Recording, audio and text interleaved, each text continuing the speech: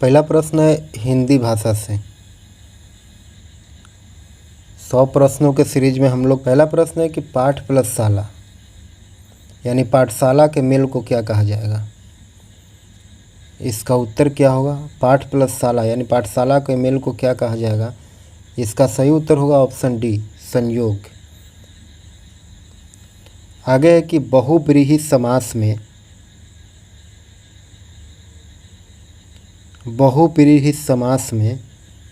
क्या होता है? बहुब्रीहि समास में क्या होता है?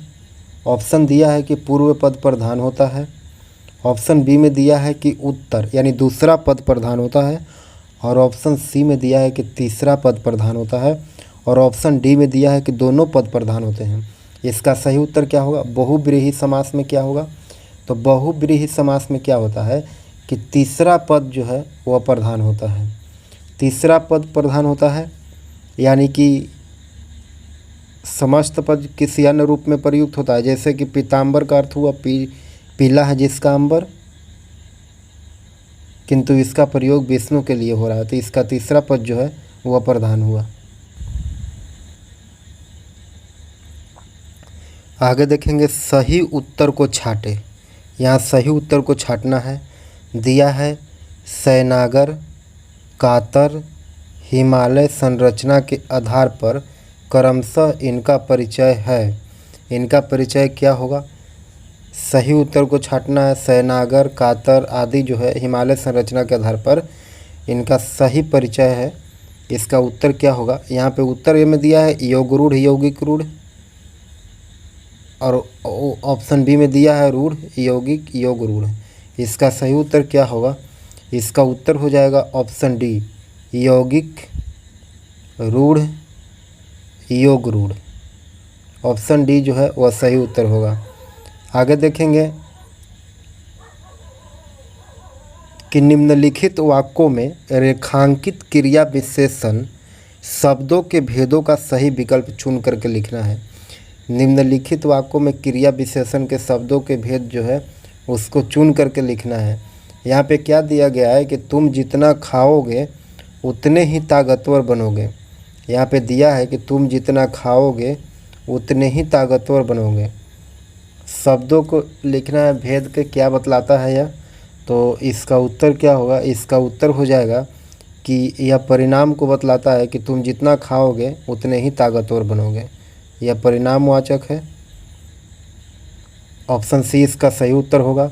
आगे देखेंगे कि शांति से बैठकर अपना कार्य कीजिए में रेखांकित शब्द का क्रिया विशेषण का प्रकार बतलाना है। शांति से बैठकर में अपना कार्य कीजिए में रेखांकित शब्द का क्रिया विश्लेषण बताना है। इसका क्रिया विशेषण क्या होगा? इसका उत्तर क्या होगा? इसका सही उत्तर हो जाएगा ऑप्शन सी, रीतिवाचक।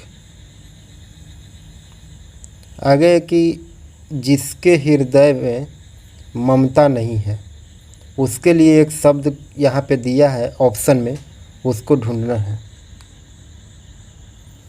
जिसके हृदय में ममता नहीं है उसके लिए क्या शब्द प्रयुक्त होगा? यहाँ पे दिया है ऑप्शन ए। सही उत्तर होगा ऑप्शन ए, निर्मम। जिसके हृदय में ममता नहीं है उसको निर्मम बोल सकते हैं। यही शब्द इसके लिए प्रयुक्त होता है। आगे देखेंगे कि यह घर मेरा है वह तुम्हारा, रेखांकित शब्द क्या होगा? इसका सही उत्तर क्या होगा? ऑप्शन ए में दिया है संज्ञा, ऑप्शन बी में दिया है प्रविशेषण,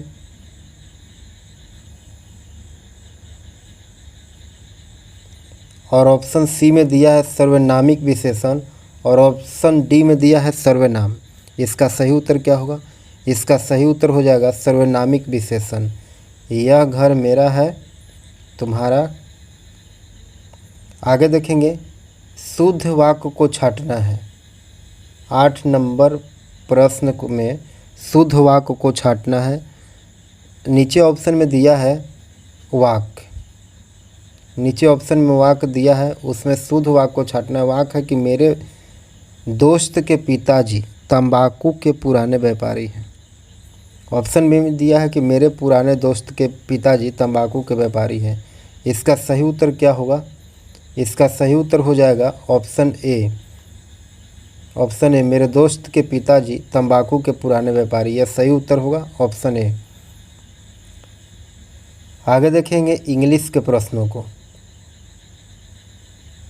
100 प्रश्नों के सीरीज में फिर इंग्लिश के प्रश्न, पहले हिंदी के देख चुके हैं, अब इंग्लिश के। यहाँ पे खाली जगह को भरना है सही ऑप्शन को चुन करके। खाली जगह इसमें क्या भराएगा वहाँ यहाँ पे देखेंगे ऑप्शन में दिया है क्या है कि neither new years even nor Valentine's day, खाली जगह भरना है, और नेशनल हॉलीडे इन इंडिया। इसका सही क्या होगा?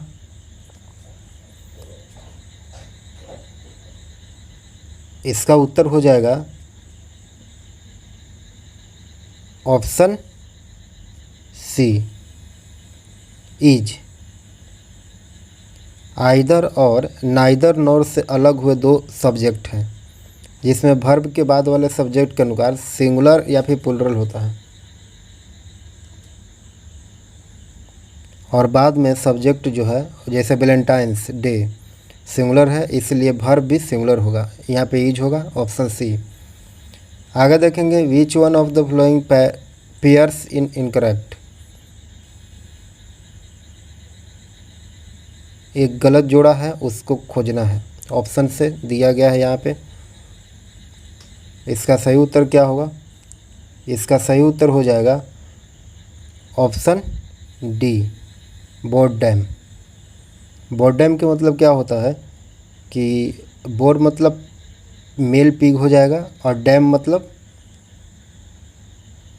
वोमेन के लिए यहाँ पे टाइटल दिया गया है। और बाकी ऑप्शन में क्या है कि रोस्टर हैन दिया है, या रोस्टर मतलब नर और हैन मतलब मुर्गा या मुर्गी। 10वां का ऑप्शन डी होगा सही उत्तर। आगे देखेंगे कि in the following sentence one word is the underline, choose the word which means most nearly the same as the underline word. यहाँ पे अंडरलाइन वर्ड को चुनना है कि he did not know that Raman was a serious friend. इसका सही उत्तर क्या होगा? इसका सही उत्तर हो जाएगा option D, false and disloyal. Treacherous शब्द का अर्थ है that could not be trusted और इंटेंडेड हार्म यू, यानी विश्वघाती और बेईमान और कपटी शायद। इसीलिए इसका विकल्प हो जाएगा ऑप्शन डी, सही उत्तर होगा ऑप्शन डी। आगे देखेंगे कि the young one of a goat is kid and that of a hen is. यहाँ पे क्या होगा? इसका उत्तर क्या होगा? इसका उत्तर हो जाएगा ऑप्शन बी, चिक।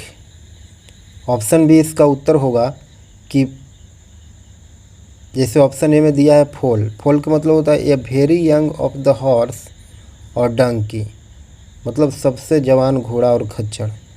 उसी तरह चिक का मतलब क्या होगा? तो चिक मतलब अब बेबी चिकन, और पप्पी मतलब हो जाएगा यंग डॉग। इसीलिए इसका उत्तर होगा ऑप्शन बी। आगे देखेंगे ऑप्शन 13 नंबर प्रश्न को, जिसमें identify the word which always use as singular. इसका सही उत्तर होगा हमेशा प्लुरल में प्रयोग किया जाता है। जैसे नाउन को हमेशा प्लुरल में प्रयोग किया जाता है, उसी तरह यहाँ सिंगुलर को ढूंढना है। यहाँ पे क्या होगा? इसका उत्तर क्या होगा? उत्तर हो जाएगा मिसलेस। ऑप्शन सी सही उत्तर होगा। आगे देखेंगे कि choose the correct option to complete the following sentence. सही ऑप्शन को चुन करके सेंटेंस को देखना है। आगे देखेंगे इसका सही उत्तर क्या होता है।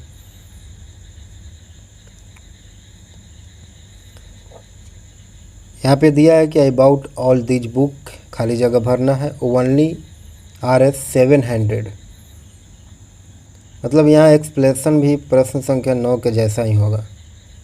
जैसे कि वहाँ पे दिया गया था कि आइदर और नाइदर नॉर से अलग हुए सब्जेक्ट में वर्ब के बाद सब्जेक्ट के अनुसार सिंगुलर प्लूरल होगा ना, उसी तरह होगा यहाँ पे भी। इसका सही उत्तर हो जाएगा in. I bought all these book in only RS 700। Option A सही उत्तर होगा। आगे देखेंगे filling the blanks by choosing the right option. सही उत्तर क्या होगा? यहाँ पे इसका दिया है कि आइदर हिस्टोरिकल ओकेजन्स और डिस्टिंग्विश पर्सन। यहाँ पे इसका उत्तर हो जाएगा option C, have person. Option C इसका उत्तर होगा। इसका भी वही होगा, आइदर नाइदर नॉर के बाद सब्जेक्ट सिंगुलर होता है, उसके बाद वर्ब भी सिंगुलर होगा। तो 16वां प्रश्न है, 16 नंबर प्रश्न है कि डॉक्टर भीमराव अंबेडकर निम्न में से किसके साथ संबंधित नहीं थे? इसका सही उत्तर क्या होगा? डॉक्टर भीमराव अंबेडकर जो है, यहाँ पे ऑप्शन जो दिया गया उसमें किसके साथ संबंधित नहीं थे उसको ढूंढना है। इसका उत्तर हो जाएगा ऑप्शन सी, राज्य पुनर्गठन आयोग के साथ संबंधित नहीं थे। राज्य पुनर्गठन आयोग के अध्यक्ष न्यायमूर्ति फजल अली थे और इनके अन्य सदस्य पंडित हृदयानाथ और सरदार KM पनीकर थे। और राज्य पुनर्गठन अधिनियम जुलाई 1956 में पास किया गया था और इसके अनुसार भारत में 14 राज्य एवं 6 केंद्र शासित प्रदेश स्थापित किए गए थे। भीमराव अंबेडकर की बौद्ध धर्म में आस्था थी और ऑप्शन सी के छोड़कर के बाकी सभी में भीमराव अंबेडकर जो थे वह संबंधित थे। जैसे शेड्यूल कास्ट फेडरेशन बौद्ध धर्म में आस्था होने के चलते इसमें भी संबंधित थे और संविधान निर्माण की प्रक्रिया में भी। आगे देखेंगे कि महिलाओं के मताधिकार से संबंधित सफ्रागेट्स मूवमेंट किस देश में चलाया गया था? सफ्रागेट्स मूवमेंट मोस्ट इम्पोर्टेंट क्वेश्चन है, सफ्रागेट मूवमेंट। इसका सही उत्तर हो जाएगा ऑप्शन ए, ग्रेट ब्रिटेन में। ऑप्शन ए सही उत्तर होगा। आगे देखेंगे कि राज्यसभा के सदस्य का कार्यकाल होता है। राज्यसभा के सदस्य का कार्यकाल कितना दिन का होता है, कितने वर्षों का होता है? राज्यसभा के सदस्य का कार्यकाल जो है वह 6 वर्षों के लिए होता है। ऑप्शन सी सही उत्तर होगा, 6 वर्ष। आगे देखेंगे कि पंचायत समिति के सदस्य अक्सर, खाली जगह भरना है, क्या होता है? यहाँ पे इसका उत्तर हो जाएगा ऑप्शन बी, 5 वर्ष के लिए चुने जाते हैं। पंचायत समिति के सदस्य अक्सर 5 वर्ष के लिए चुने जाते हैं। ऑप्शन बी सही उत्तर होगा। आगे देखेंगे कि 20 नंबर क्वेश्चन है कि राष्ट्रीय शिक्षा नीति 1986 का उद्देश्य क्या नहीं है? राष्ट्रीय शिक्षा नीति 1986 का उद्देश्य क्या नहीं है? यहाँ पे ऑप्शन में दिया गया कि राष्ट्र के विकास के लिए उच्च स्तर की शिक्षा एकमात्र मार्ग है। इसका सही उत्तर क्या होगा? इसका सही उत्तर हो जाएगा ऑप्शन सी। इसका उत्तर होगा कि शिक्षा सिर्फ उनके लिए है जो इनमें रुचि रखते हैं।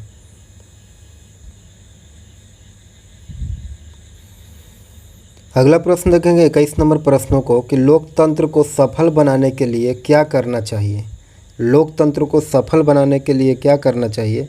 यहाँ पे ऑप्शन दिया गया है कि बेरोजगारों को रोजगार देना चाहिए और ऑप्शन 2 में दिया गया है कि सिर्फ शिक्षित लोगों को मतदान का अधिकार होना चाहिए और ऑप्शन 3 में दिया है कि सुदृढ़ पंचायती राज होना चाहिए और ऑप्शन 4 में दिया है कि नागरिक को ईमानदार और उत्तरदायी होना चाहिए।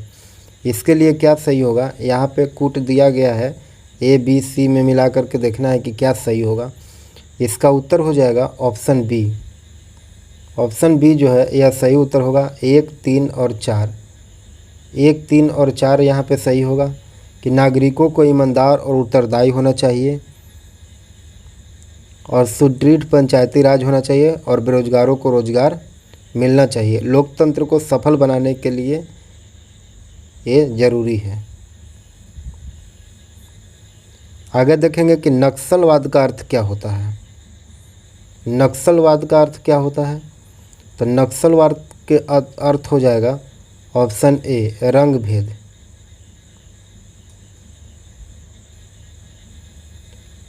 अगला प्रश्न है प्रश्न नंबर 23 कि इनमें से राष्ट्रीय राजनीतिक दल कौन है। राष्ट्रीय राजनीतिक दल कौन है, इसका सही उत्तर हो जाएगा ऑप्शन सी बहुजन समाज पार्टी। जो है यहाँ पे जो ऑप्शन में दिया है वह ऑप्शन सी होगा। नेशनल कॉन्फ्रेंस नहीं होगा, तेलुगु देशम नहीं होगा, अकाली दल नहीं होगा। अगला प्रश्न है प्रश्न नंबर 24 कि लोकतंत्र। प्रश्न नंबर 24 है कि लोकतंत्र जनता के लिए एवं जनता के द्वारा है, यह किसने कहा था। इसका सही उत्तर क्या होगा, इसका सही उत्तर हो जाएगा ऑप्शन डी इब्राहिम लिंकन ने कहा था। आगे देखेंगे कि संघवाद क्या है, यानी संघवाद के अर्थ क्या होता है। तो संघवाद के अर्थ क्या होगा, तो संघवाद के अर्थ होगा कि संघ और राज्य के बीच जो है वह सत्ता का विकेंद्रीकरण होना। ऑप्शन ए सही उत्तर होगा। अगला देखेंगे प्रश्न नंबर 26 कि भारत एक राष्ट्र है। भारत एक राष्ट्र है, भारत कैसा राष्ट्र है, तो भारत जो है वह धर्मनिरपेक्ष राष्ट्र है। ऑप्शन ए सही उत्तर हो जाएगा। अगला प्रश्न है प्रश्न नंबर 27 कि भारत में दल विहीन जनतंत्र की परिकल्पना किसने प्रस्तावित की थी। इसका उत्तर क्या होगा, इसका उत्तर हो जाएगा ऑप्शन बी जयप्रकाश नारायण ने। अगला प्रश्न है कि भारत के किस प्रधानमंत्री ने श्रीलंका में भारतीय शांति सेना भेजी थी। भारत के किस प्रधानमंत्री ने श्रीलंका में भारत के शांति सेना भेजे थे। इसका सही उत्तर हो जाएगा ऑप्शन सी राजीव गांधी। अगला प्रश्न है कि इनमें से कौन सा देश द्वितीय विश्व युद्ध के दौरान धुरी राष्ट्र गुट का सदस्य नहीं था। इसका सही उत्तर क्या होगा,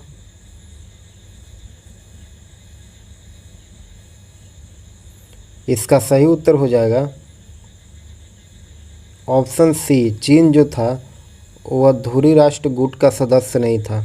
बाकी ये तीनों थे जापान, जर्मनी, इटली, लेकिन चीन नहीं था। ऑप्शन सी सही उत्तर होगा। अगला प्रश्न है कि गांधी इरविन समझौता पर हस्ताक्षर होने वाला वर्ष क्या था। कब गांधी और इरविन समझौता पर हस्ताक्षर किया गया था। इसका सही उत्तर हो जाएगा ऑप्शन बी 1931 में। ऑप्शन बी इसका सही होगा। 8 मार्च 1931 को महात्मा गांधी और लॉर्ड इरविन के बीच पैक्ट हुआ था और इसके बाद गांधी जी ने सविनय अवज्ञा आंदोलन को स्थगित कर दिया और गांधी इरविन समझौता को दिल्ली समझौता के नाम से भी जाना जाने लगा। सही उत्तर होगा ऑप्शन बी। आगे देखेंगे कि फ्रांस में आतंक का राज किसके शासनकाल को कहते हैं। फ्रांस में आतंक का राज किसके शासनकाल को कहते हैं। इसका सही उत्तर क्या होगा, इसका सही उत्तर हो जाएगा ऑप्शन बी लुई 16वें के शासनकाल को। ऑप्शन बी इसका सही उत्तर हो जाएगा, लुई 16वें के शासनकाल को आतंक का राज कहते हैं। आगे देखेंगे कि प्रतिनिधित्व नहीं तो कर नहीं का नारा किस घटना का परिणाम है। इसका उत्तर क्या होगा, इसका उत्तर हो जाएगा अमेरिकी स्वतंत्रता की घोषणा पत्र का नारा था कि प्रतिनिधित्व नहीं तो कर नहीं। ऑप्शन बी सही उत्तर होगा। आगे देखेंगे कि इनमें से कौन सी घटना द्वितीय विश्व युद्ध का परिणाम नहीं है। इसका सही उत्तर क्या होगा, द्वितीय विश्व युद्ध का परिणाम नहीं है। इसका सही उत्तर होगा ऑप्शन सी राष्ट्र संघ का गठन जो है यह द्वितीय विश्व युद्ध का परिणाम नहीं हो सकता है। आगे है कि गांधी जी दक्षिण अफ्रीका से भारत कब लौटे थे। गांधी जी दक्षिण अफ्रीका से भारत कब लौटे थे, तो इसका उत्तर हो जाएगा ऑप्शन सी 1915 ईस्वी में गांधी जी दक्षिण अफ्रीका से भारत लौटे थे। आगे देखेंगे कि संयुक्त राष्ट्र के चार्टर कहाँ तैयार हुआ था। इसका सही उत्तर क्या होगा, इसका सही उत्तर हो जाएगा ऑप्शन डी वाशिंगटन में। आगे है कि इनमें से कौन राष्ट्र संघ का अंग नहीं है।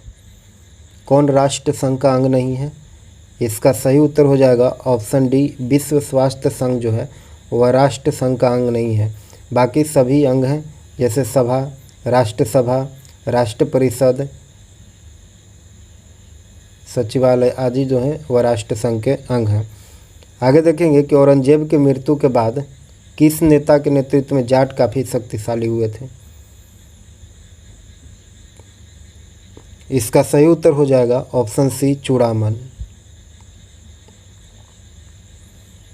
अगला प्रश्न है सही सुमेलित करने के लिए है। इसका उत्तर हो जाएगा ऑप्शन सी, राष्ट्रीय स्वयंसेवक संघ की स्थापना जो है वह 1925 में हुआ था। आगे कि मानव और नागरिकों के अधिकार के घोषणा पत्र के बारे में क्या गलत है। ऑप्शन ए में दिया गया कि इसे पुरातन व्यवस्था के मृत्यु प्रमाण पत्र कहा जाता है।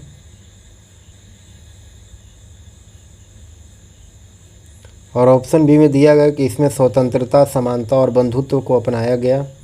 और ऑप्शन सी में दिया गया है कि सभी वयस्कों के मताधिकार दिया गया। ऑप्शन डी में दिया है कि इच्छानुसार धर्म पालन करने के अधिकार भी मिला था। इसका सही उत्तर क्या होगा। इसका सही उत्तर हो जाएगा कि सभी वयस्कों को मताधिकार दिया गया। ऑप्शन सी सही उत्तर होगा।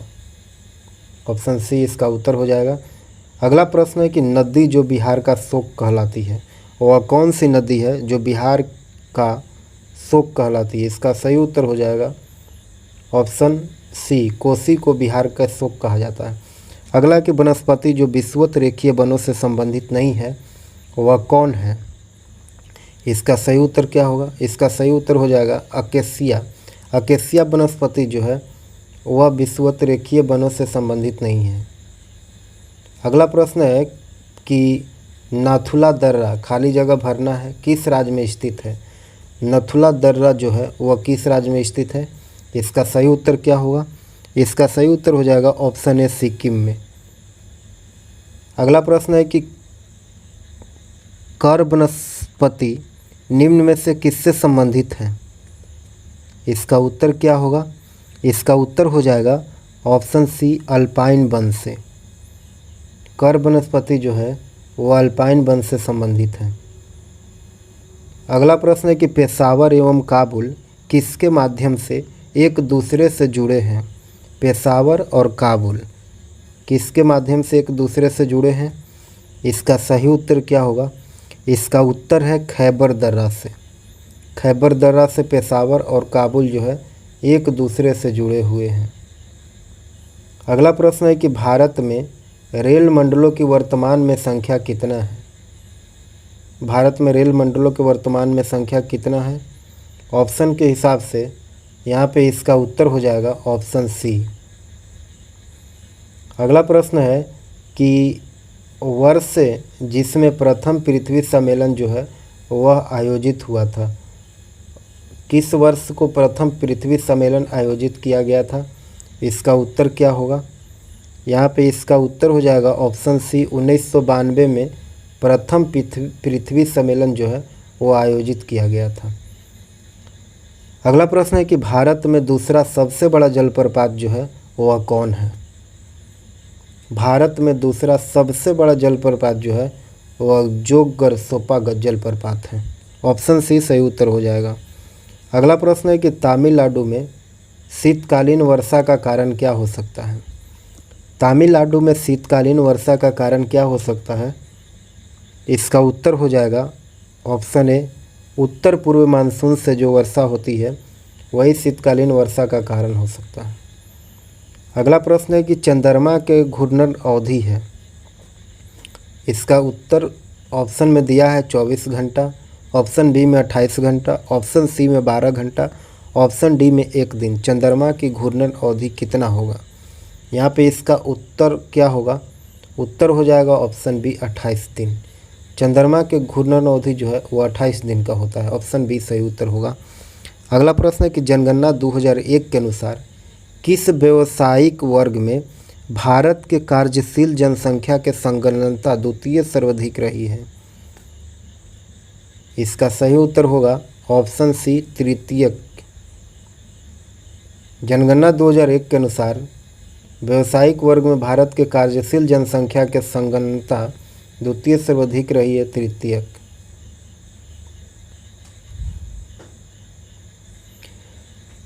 इक्यावन नंबर प्रश्न है कि कारक जो जलवायु को प्रभावित नहीं करता है वह क्या कारक है जो जलवायु को प्रभावित नहीं करता है।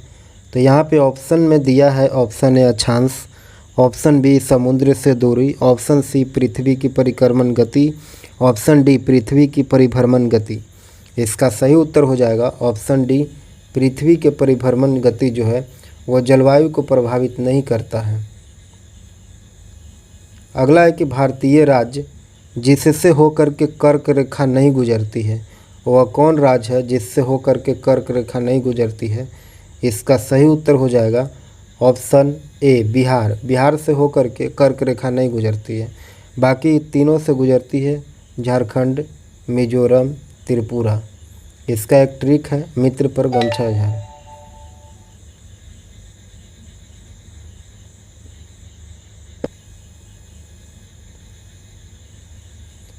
अगला है कि राउरकेला लौह एवं इस्पात संयंत्र जिस राज्य में अवस्थित है वह कौन सा राज्य है जहां राउरकेला लौह इस्पात संयंत्र स्थापित है।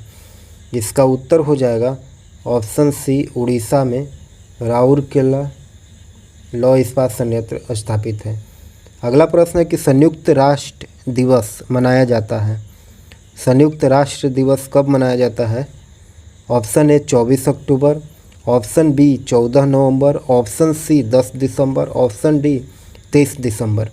इसका सही उत्तर हो जाएगा ऑप्शन ए 24 अक्टूबर को संयुक्त राष्ट्र दिवस मनाया जाता है। आगे देखेंगे कि कंगारू कहाँ का मुख्य पशु है।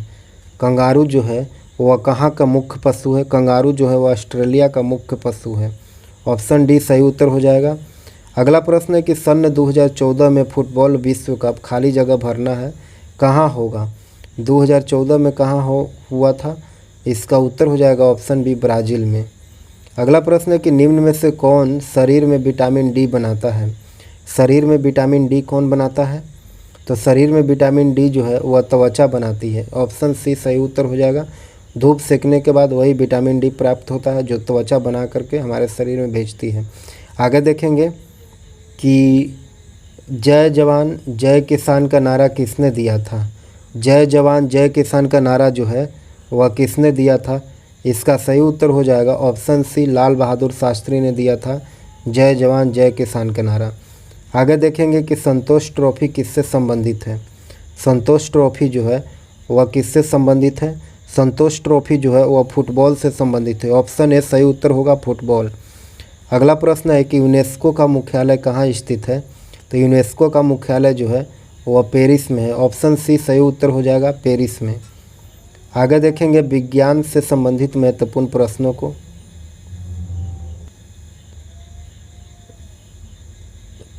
61 नंबर प्रश्न है कि खाद्य श्रृंखला में उत्पादक प्रकाश सौर ऊर्जा को बदलते हैं। उत्पादक जो है वह प्रकाश को सौर ऊर्जा को बदलते हैं। इसका सही उत्तर क्या होगा। इसका सही उत्तर हो जाएगा रासायनिक ऊर्जा में।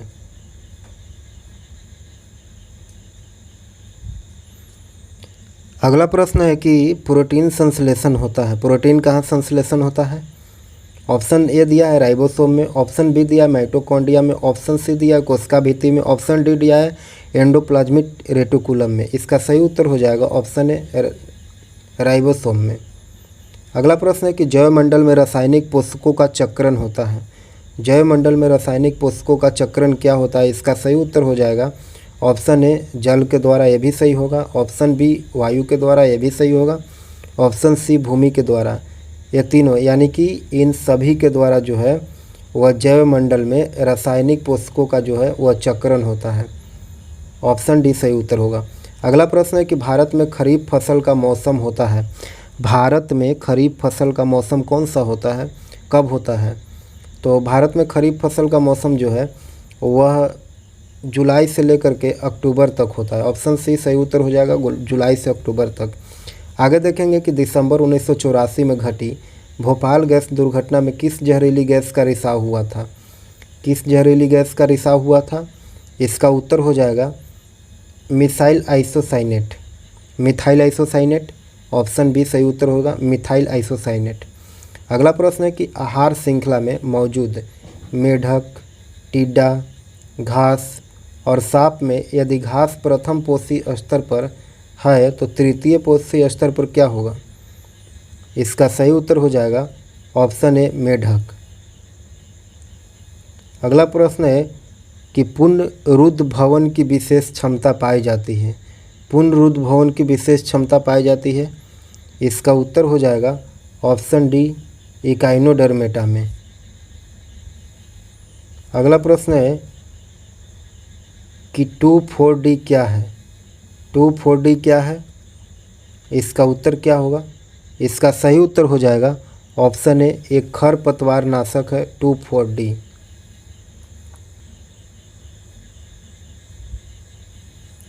अगला प्रश्न है कि आपतन का कोण इनके बीच का कोण है।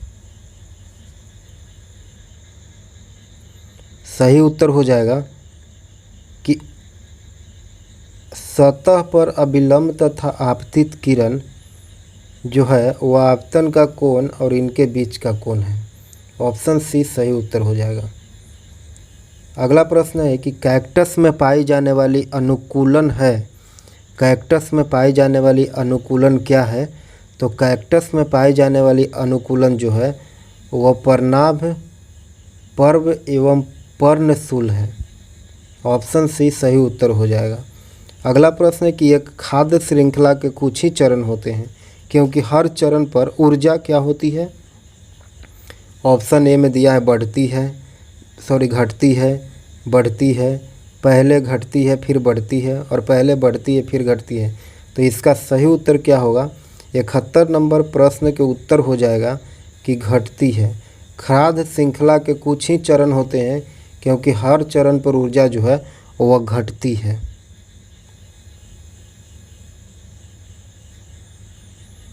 अगला प्रश्न 72 नंबर प्रश्न में नीचे ग्राफ दिया गया है, उसमें त्वरण के मान ज्ञात करना है।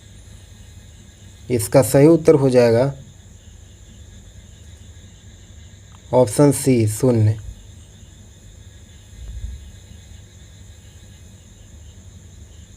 यहाँ से हम लोग देखेंगे तो इधर विस्थापन को शो करता है और इधर समय को। तो ग्राफ एक समान वेग इसलिए 0 त्वरण पर आता है, v-u बराबर 0 बताता है। विभिन्न रंगों के समूह को क्या कहते हैं? 73 नंबर क्वेश्चन है कि विभिन्न रंगों के समूह को क्या कहा जाता है? इसका सही उत्तर क्या होगा? इसका सही उत्तर हो जाएगा ऑप्शन ए वर्ण पट्टी कहा जाता है विभिन्न रंगों के समूह को। आगे देखेंगे कि प्रत्यावर्ती धारा में क्या होता है। प्रत्यावर्ती धारा में क्या होता है? तो प्रत्यावर्ती धारा में जो है वह धारा के दिशा और धारा के मान दोनों जो है वह बदलते हैं। धारा के दिशा और धारा के मान दोनों जो है वह बदलते हैं। आगे देखेंगे कि प्रकाश की एक किरण एक माध्यम जिसका अपवर्तनांक ω1 से चल करके दूसरे माध्यम से जिसका अपवर्तनांक 2 है प्रवेश करती है। अगर अपवर्तन कोण I तथा अपवर्तन कोण R हो तो तब sin I बटा sin R का मान क्या होगा? इसका सही उत्तर क्या होगा? इसका सही उत्तर हो जाएगा ऑप्शन डी। अगला प्रश्न है कि किसी प्रतिरोध से प्रवाहित होने वाली विद्युत धारा के कारण उत्पन्न ऊष्मा क्या होती है? ऑप्शन ए में दिया है कि विद्युत धारा के वर्ग के समानुपाती होती है। ऑप्शन बी में दिया है कि विद्युत धारा के वर्ग के व्युत्क्रमानुपाती होती है। ऑप्शन सी में दिया है कि विद्युत धारा के व्युत्क्रमानुपाती होती है। ऑप्शन डी में दिया है समय के व्युत्क्रमानुपाती होती है। इसका सही उत्तर हो जाएगा ऑप्शन ए विद्युत धारा के वर्ग के समानुपाती होती है किसी प्रतिरोध के प्रवाहित होने वाली विद्युत धारा। अगला प्रश्न है कि अश्व यदि एकाएक चलना प्रारंभ कर दे तो अश्वरोही के पीछे की तरफ गिरने की आशंका का कारण क्या हो सकता है? एकाएक चलना प्रारंभ कर दे, यदि घोड़ा एकाएक चलना प्रारंभ कर दे तो घोड़े पर बैठे हुए व्यक्ति को पीछे गिरने की संभावना के कारण क्या हो सकता है? इसका कारण एक ही हो सकता है, वह है विश्राम जड़त्व। Option C.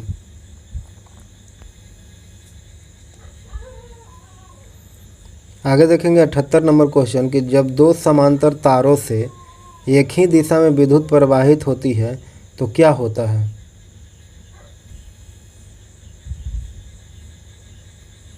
इसका सही उत्तर हो जाएगा कि जब दो समांतर तारों से एक ही दिशा में विद्युत प्रवाहित होती है तो वे एक दूसरे को आकर्षित करते हैं। ऑप्शन ए सही उत्तर हो जाएगा। अगला प्रश्न है कि कोई स्थिर बल किसी वस्तु पर 100 सेकंड के लिए काम कर रही है तो वेग का मान 18 किलोमीटर प्रति घंटा से 36 किलोमीटर प्रति घंटा कर देता है, तो बल के मान कितना होगा? इसका उत्तर हो जाएगा ऑप्शन डी 0.25 न्यूटन। आगे कि दोनों द्रव्यमानों के बीच गुरुत्वाकर्षण बल का मान कितना होगा उसको देखना है। पहला द्रव्यमान है 5 किलो और दूसरा है 10 किलो। इसका उत्तर हो जाएगा G/2 न्यूटन।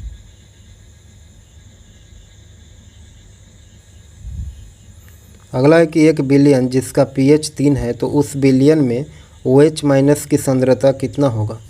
इसका उत्तर हो जाएगा ऑप्शन ए 10⁻⁻11। आगे देखेंगे कि एक इलेक्ट्रॉन का भार एवं आवेश है। एक इलेक्ट्रॉन का भार एवं आवेश कितना होगा? इसका उत्तर होगा ऑप्शन सी 1/1838वां प्रोटॉन का भार तथा ऋण का आवेश। आगे देखेंगे कि ग्रेफाइट को पेंसिल में प्रयोग किया जाता है, क्योंकि ग्रेफाइट को पेंसिल में क्यों प्रयोग किया जाता है? तो ग्रेफाइट को पेंसिल में इसलिए प्रयोग किया जाता है कि यह कागज़ पर चिन्ह अंकित कर सकता है। अगला है कि निम्न अभिक्रिया में क्या होगा? निम्न अभिक्रिया में क्या होगा? तो निम्न अभिक्रिया में होगा Cl2 ऑक्सीकारक की तरह व्यवहार कर रहा है। H2S प्लस Cl2 इसका रिएक्शन 2HCl प्लस S होगा, तो इसका हो जाएगा ऑक्सीकारक की तरह व्यवहार कर रहा है। ऑप्शन ए सही उत्तर होगा। अगला प्रश्न है कि नाइट्रोजन गैस के अणु में निम्न आबंध है। नाइट्रोजन गैस के अणु में क्या आबंध है? तो नाइट्रोजन गैस के अणु में जो है वह सहसंयोजी आबंध है। ऑप्शन डी सही उत्तर हो जाएगा। अगला प्रश्न है कि इस अभिक्रिया में क्या होगा? 2Al plus 6H। इसका उत्तर हो जाएगा, इसका ऑक्सीकारक हो रहा है, इसका उत्तर हो जाएगा ऑप्शन ए एल्मोनिया। अगला है कि ब्यूटेन तथा आइसोब्यूटेन है। ब्यूटेन तथा आइसोब्यूटेन क्या है? ब्यूटेन तथा आइसोब्यूटेन जो है वह समावयव है। ऑप्शन बी सही उत्तर हो जाएगा। अगला प्रश्न है कि नाभिकीय रिएक्टर में कौन सी ऊर्जा उत्पन्न होती है? नाभिकीय रिएक्टर में कौन सी ऊर्जा उत्पन्न होती है? इसका उत्तर हो जाएगा विद्युत ऊर्जा जो है वह उत्पन्न होती है नाभिकीय रिएक्टर में। अगला प्रश्न है कि बायोगैस के अवयव क्या हैं? बायोगैस के अवयव जो हैं वह CH4, H2S और O2 है। ऑप्शन बी सही उत्तर हो जाएगा। अगला प्रश्न है कि न्यूक्लियॉन का मान होता है। न्यूक्लियॉन का मान कितना होता है? तो न्यूक्लियॉन का मान जो है वह न्यूट्रॉन एवं प्रोटॉन की संख्या बराबर होता है।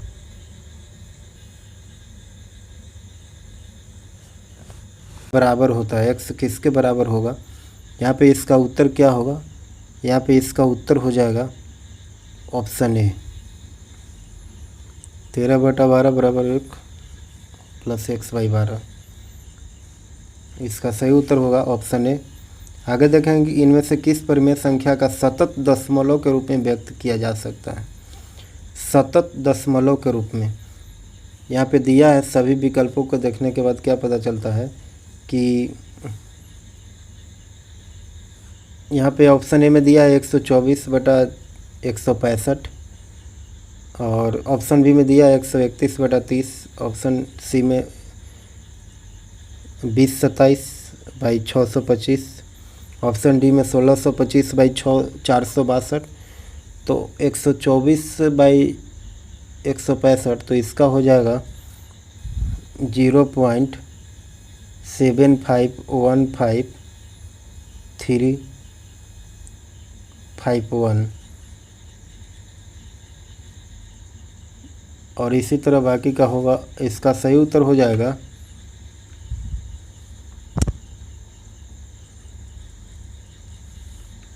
Option C 3.2432। इसका उत्तर हो जाएगा ऑप्शन सी।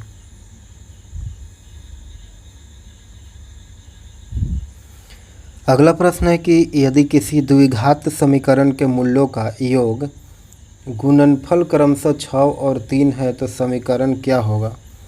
द्विघात समीकरण का सूत्र हो जाएगा एक्स स्क्वायर मूल्यों का योग एक्स प्लस मूल्यों का गुणनफल बराबर 0। यहाँ इसका उत्तर होगा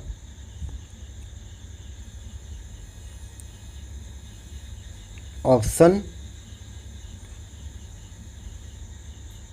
एक्स स्क्वायर 6x प्लस 3 बराबर 0। ऑप्शन बी इसका सही उत्तर होगा। अगला प्रश्न है कि एक वृत्त के जीवा केंद्र 45 डिग्री का कोण बनाती है और यदि वृत्त के त्रिज्या की लंबाई जो है 28 सेंटीमीटर है तो लघुखंड का क्षेत्रफल कितना होगा। इसका सही उत्तर हो जाएगा कि इसका क्षेत्रफल R square theta pi by 360 minus 1/2 sine theta. इसका सही उत्तर होगा ऑप्शन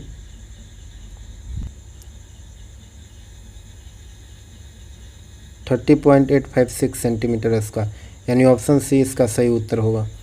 अगला प्रश्न है कि दिया हुआ है कि मसा क्या है 95 नंबर क्वेश्चन का लसा गुने मसा, तो पहली संख्या गुने दूसरी संख्या यानी 11 दूने 253। यहाँ पे दिया है 11 गुने 253, 11 गुने 253 तो आर बराबर 253 गुने 440। यहाँ होगा आर का मान, तो आर बराबर यहाँ पे हो जाएगा 40। सही उत्तर हो जाएगा ऑप्शन बी 40। आगे है कि यदि एक वृत्त के त्रिज्या खंड की त्रिज्या आर है और वह वृत्त के केंद्र पर x डिग्री का कोण बनाता है तो त्रिज्या खंड के क्षेत्रफल कितना होगा। इसका उत्तर हो जाएगा त्रिज्या खंड के क्षेत्रफल यानी केंद्र पर कोण बटा 360 गुने क्षेत्रफल। इसका सही उत्तर हो जाएगा ऑप्शन सी x बटा 360 गुने पाई आर स्क्वायर। अगला है कि एक व्यापारी ने किसी वस्तु को 20% की हानि पर बेच दिया और यदि उसने उस वस्तु को 100 रुपये अधिक में बेचा होता तो उससे 5% का लाभ होता और उस वस्तु का क्रय मूल्य था।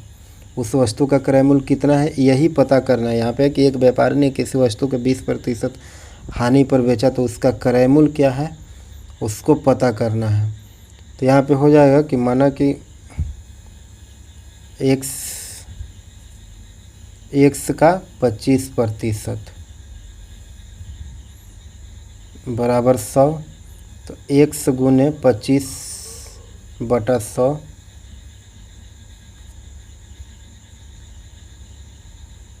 तो यहाँ काटेंगे तो 25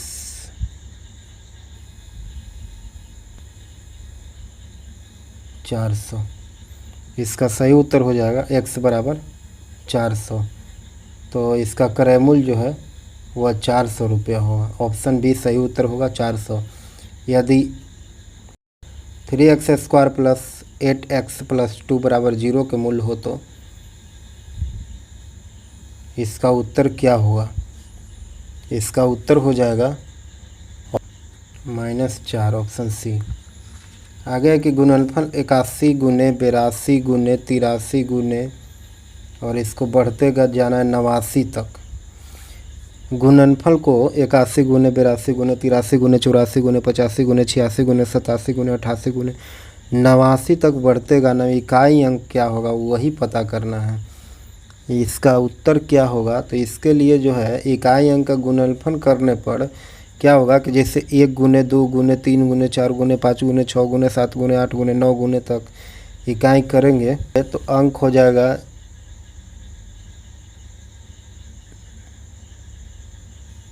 इसका अंक हो जाएगा 36 2 8 8 0। तो इसका इकाई क्या होगा इसका इकाई हो जाएगा 0। ऑप्शन हो जाएगा ये सही उत्तर। आगे देखेंगे कि यदि एक त्रिभुज के शीर्षमुख कोण 130 डिग्री है तो उसके आधार का समद्विभाजकों के बीच का कोण कितना होगा। इसका उत्तर क्या होगा? लास्ट क्वेश्चन है, 100 नंबर क्वेश्चन का उत्तर क्या होगा? इसका उत्तर हो जाएगा कि एक त्रिभुज का जो है, यहाँ पे एक त्रिभुज है, त्रिभुज के शीर्ष भिमुख कोण यानी अंदर के कोण जो है वह 130 डिग्री का है। उसके आधार का समद्विभाजक के बीच के कोण को पता करना है, यानी दोनों तरफ के बांटने वाला कोण यहाँ पर थीटा हो जाएगा। तो ए बी सी में देखेंगे, यहाँ पे इसका उत्तर हो जाएगा थीटा बराबर 90 डिग्री प्लस a/2 बराबर 90 डिग्री प्लस 130/2 बराबर 155 डिग्री। 155 इसका सही उत्तर हो जाएगा। ऑप्शन डी इसका सही उत्तर होगा 155 डिग्री। आज तक इतना है, फिर अगला सेट में देखेंगे। तब तक के लिए मिलते हैं अगला वीडियो में। लाइक करें, शेयर करें।